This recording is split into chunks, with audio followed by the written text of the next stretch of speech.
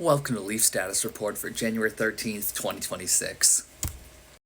As always, we've simulated the rest of the NHL regular season 11,000 times today, with the Leafs' performances across all simulated seasons forming this distribution.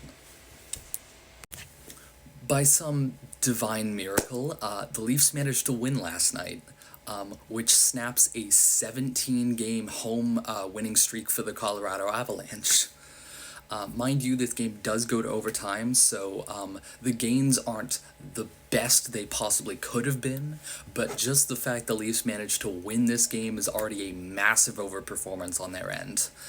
It's such a massive overperformance that I could just stop talking about the rest of the key games that happened last night and basically just tell you right now that the Leafs close margins on every other team in the Eastern Conference, regardless of whether or not they won or lost last night, or if they even played a game. Nonetheless, I'll talk about the rest of the key games last night anyway. The Panthers-Sabres game went almost exactly how we wanted it to, with the Panthers beating the Sabres 4-3. The Lightning beat the Flyers 5-1, which is going to send the Flyers back down the table a bit, which we will see when we get there. The Red Wings beat the Hurricanes 4-3. This game also goes to overtime.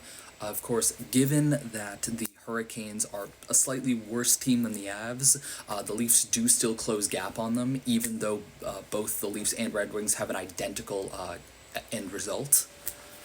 And finally, Montreal beats the Vancouver Canucks 6-3, but since Vancouver's such a lackluster team so far, they can't really mathematically make up enough expected points in that game to keep the Leafs from closing on them at least a bit. For their effort in slaying the Giant, the Leafs gained 1.68 expected points in today's projections, going from 94.56 yesterday to 96.24 today. Beyond this massive gain in expected points, the theoretical value of expected points I've calculated for today implies that collectively our simulations conducted today underestimate the Leafs by an additional 0.09 expected points. This doesn't change any of the actual standings on the table, but it does close a couple gaps and open a couple other gaps underneath the Leafs by just a little bit more, which might be worth keeping in mind when we get to the table. As always, our change in expected points breaks down into 4 controllable factors plus randomness. Because the Leafs were only expected to score 0.83 points in their game against the Avs last night, and they managed to win, they get a clean gain of 1.17 expected points from game result alone. They gain an additional 0.44 expected points from our substitution of yesterday's Leafs game data into today's simulations. And then they gain an additional 0.06 expected points from substituting the rest of yesterday's game data into today's simulations. We don't have a change in overtime games between yesterday's and today's simulations, which gives us a clean expected points gain for all controllable factors of 1.67 expected points, which also means that randomness works in the Leafs' favor, if only marginally today, favoring the Leafs by a single hundredth of an expected point more today than it did yesterday. Out of all simulations conducted today, the minimum number of points the Leafs score in a simulated season today is 75, and the maximum number of points they scored in a simulation today was 116. That gives us an absolute range today of 41 points.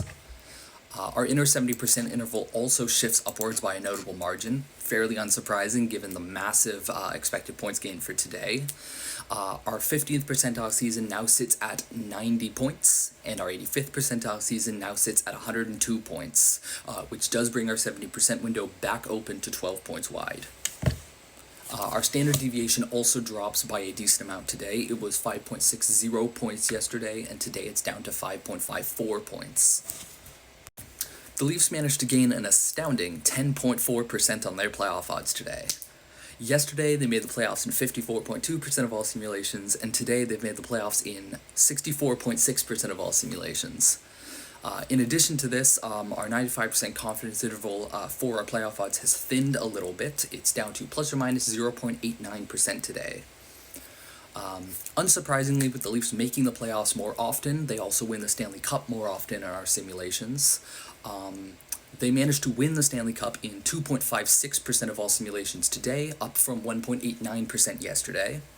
However, making the playoffs more often isn't the only contributing factor for the Leafs winning the Stanley Cup more times in our simulations today, as our conditional odds have also increased by a notable margin.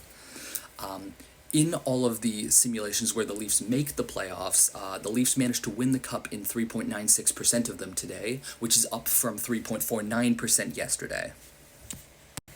Looking at the Leafs' placing distribution across all seasons simulated today, I don't think I really have to tell you guys this is good news. It's good news.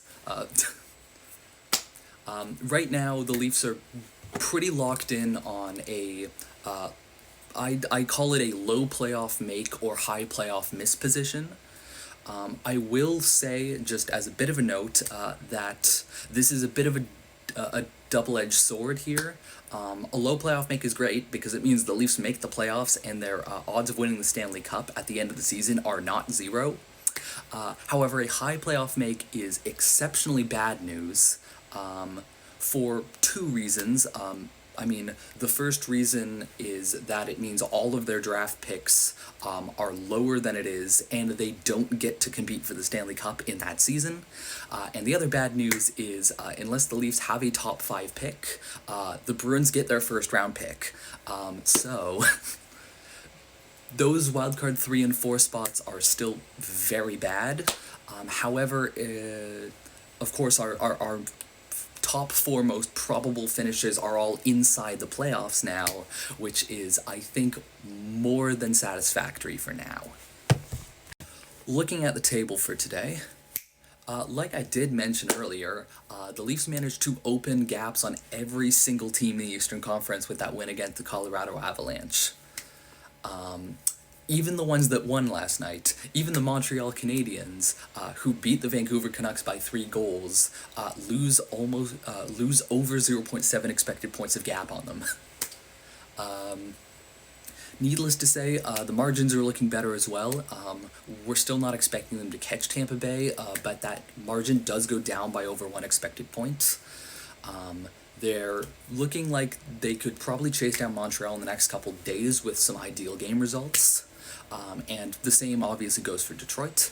Most importantly, though, if we look at that wildcard 3 team, which is now the Florida Panthers, the Leafs are 3.02 expected points ahead of them, so that gap inside the playoffs for the Leafs is now over 3 expected points. We have 5 key games in the NHL tonight, and the Leafs are playing. We'll start with the Leafs, I guess. At 10 p.m., so the latest game out of those 5, the Utah Mammoth are hosting the Leafs. Now, the Leafs do have an expected points yield of 1.1 points for this game, so an overtime loss is an underperformance. But as long as the other 4 key games don't go horrifically tonight, I think we're fine with that. Of course, it would be very, very nice to see another win just to keep that momentum going. But I think already with that win against the Avs last night, the Leafs have sort of proven to themselves that they can beat any team that's thrown at them. Pittsburgh and Washington kind of sit in the same bag. Those 2 results are interconnected in a way for whether we care about them or not. Pittsburgh really only matters if they jump themselves into that top 3 in the Metropolitan, I think, and Washington loses enough to drop them below the Pens. As for Detroit, I think we basically just want the Leafs to chase them down as fast as possible, so I would not settle for anything less than a regulation loss. I don't think we really even need to care about the Islanders, to be honest. They're there because the gap on the Leafs is less than 1 expected point. However, even if the Leafs don't pass them, it doesn't really do anything. I think any kind of loss is fine. It holds them status quo or worse. Their expected points margin probably drops a bit. Maybe the Leafs pass them, but it's not the be-all and end-all if they don't tomorrow.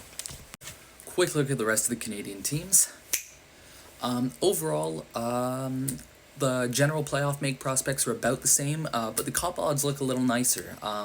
Canadian teams overall managed to win the Stanley Cup in 9.91% of all simulations today, which is well above what it was yesterday, if not still that high.